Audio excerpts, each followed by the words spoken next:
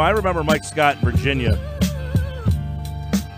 These Virginia teams have been really good recently, although they lost to a 16 last year. I'm sure he doesn't want to hear that.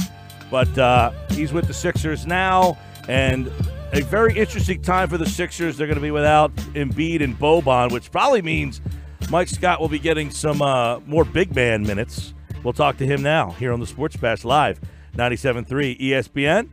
Mike, what's happening, man? Hey, how you doing? I'm doing well. I'm sure you don't want to hear the Virginia loss, but I do remember your time at Virginia as a very memorable time. The Cavs were just starting to come around. All of a sudden, they're a national power year after year. Yeah, I think we when Coach Bennett got there, he was starting something, and now you see, we're number 2, we're top 5 each year. So, besides last year, I don't know why you brought that up. Of course, I didn't want to hear that. But I apologize. New year. No, it's all good. New year, new stuff for you too. You were a part of the trade that that brought you over to Philadelphia. What has your short time been like here? This is a team that has been changing. There's been so many different parts and moving pieces in this place. It's got to be a little difficult for the guys who have been here to try to get some sort of gelling going on. But do you think it's going all right, or you guys still have a little ways to go?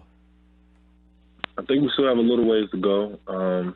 We've won some games. I think we only lost 2 games to 2 good teams, but we still have to gel. Get big fella back. We get Bobby back, and I think we'll be fine. Get ready for the playoffs.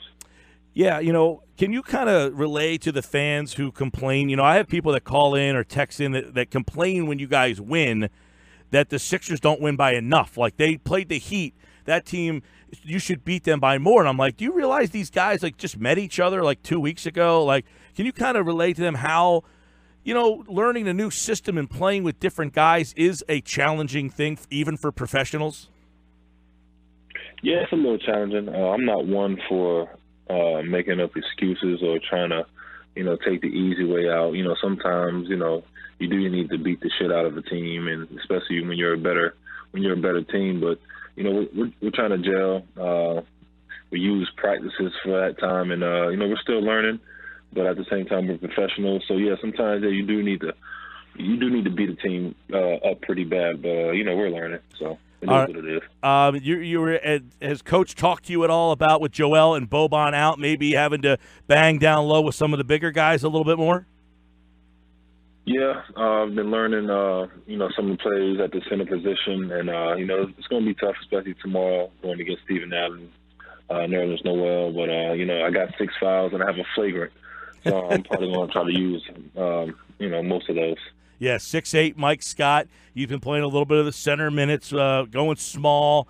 What are some of the things, that this team does differently from some of your other, NBA experience? Is there some stuff that has been a little different that you need to get used to here? For the most part, just playing the center role. Never really played that most of my career. But I just feel like you just got to be, more physical. Box my man out. Easier said than done, especially going against Adams. They're a second leading offensive rebound team in the league, so it's going to be tough. But, for the most part, just spreading the floor, playing my role, and it's pretty easy.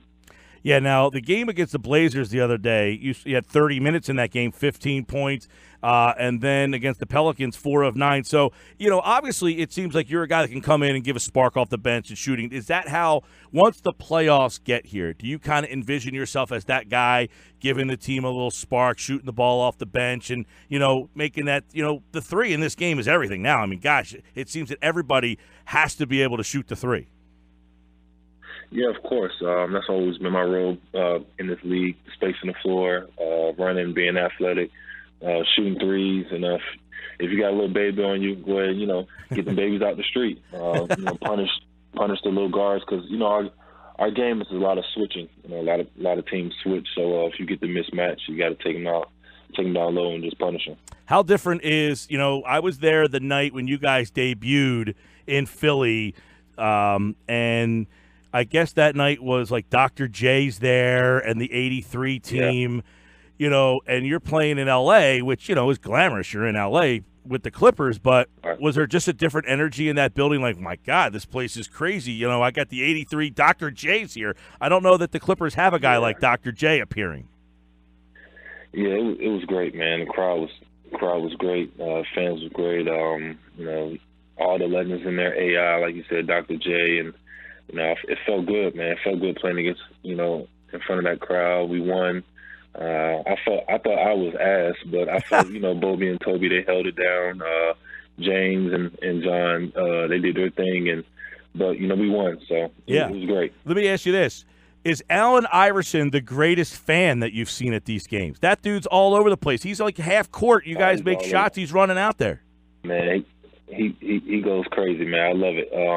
I will have to say Steve Ballmer is pretty crazy, too, the owner of the Clippers. He surprised me. That's probably one of the craziest owner fans I've ever seen. He's into the game. He's going crazy. He's cussing at the refs. But AI, man, AI looks like he want to get out there and play himself. So, man, that's great, too. Yeah, like your stops in the NBA, you've been in Atlanta, Washington, and the Clippers, and then Philly. I would have to say, this is just an unbiased opinion, that the Philly crowds have got to be better than Atlanta, Washington, and L.A., no? Philly fans they're different, man. They're hardworking fans. They're more of my speed. You know, gritty.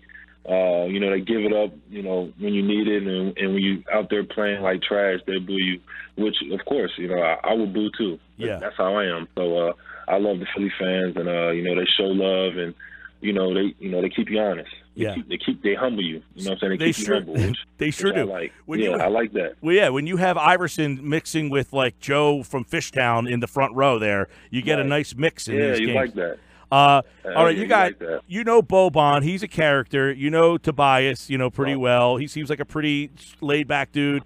Jimmy Butler, J.J. Redick, Embiid's a character. Ben is very tough to read. This seems like a very interesting group. Like, have you kind of meshed with like a group, or are you sticking with the Clipper guys, or are there guys that you're kind of blending with right off the bat? I watch a lot of. You ever see the show on A&E 60 Minutes in when they're in jail? Yeah, they stick the guys in. It's like you got to find your guy. You got to find who you kind of want to blend with. Is there that guy for you on the Sixers that you kind of just meshed with right away? I would probably have to say TJ. I never knew he was. I didn't know he was that funny. And this dude, he's hilarious, man. Playing against him, I used to always like, man, I can't stand this, man. I can't stand this dude picking up 94 feet. I gotta take the ball out, set a screen on my point guard to get him loose. But I love playing with TJ, man. He gets turned up, he brings the energy, and that turns me up. But he's very sarcastic. He's funny as hell, and you know, I like guys like that. Yeah, it seems that he's that guy that if he's not on your team, you're probably like, dude, this guy's a pain in the ass. And if he's on your team, now you get it, right? Right. All right. Exactly. Tomorrow night, Sixers, big one at Oklahoma City. Now, you have not been here for a Sixers-Oklahoma City game. Now, Embiid and Westbrook allegedly don't like each other, but Joel will not play. So we'll see if there's the same energy. But these two teams have kind of, going back to last year, they played that double overtime game. Playing against Oklahoma City, what's that like? Because Russell Westbrook seems like a real pain in the ass too. Yeah, I mean, it's tough. And Paul George is playing, you know, at an MVP. You know, he's playing like an MVP right now, so it's gonna be tough to, you know, match that. And of course, Steven Adams, big fella. Grant has been playing, you know, has a career year.